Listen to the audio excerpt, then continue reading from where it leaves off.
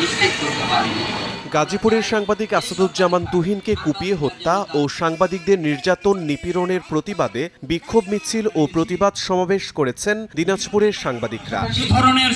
শুক্রবার দুপুরে প্রেস ক্লাবের সামনের সড়কে মানববন্ধন করা হয়। এ সময় বক্তারা আইন শৃঙ্খলা পরিস্থিতির চরম অবনতির কথা উল্লেখ করে স্বরাষ্ট্র উপদেষ্টার কাছে সাংবাদিক তুহিন হত্যার বিচার দাবি করেন।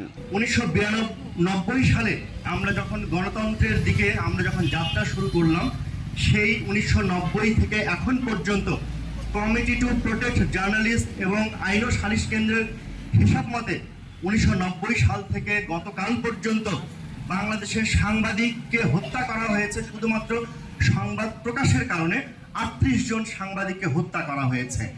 কালকে আরেকজন সাংবাদিক হত্যার মধ্য দিয়ে এই সংখ্যাটি হলো 39 জন এবং 119 জন সাংবাদিকের উপরে বিভিন্ন ধরনের নির্যাতন চালানো হয়েছিল। এ সময় সাংবাদিকদের জীবনের নিরাপত্তা ও কাজের স্বাধীনতা দাবি করেন বক্তারা। সময় সংবাদ, দিনাজপুর।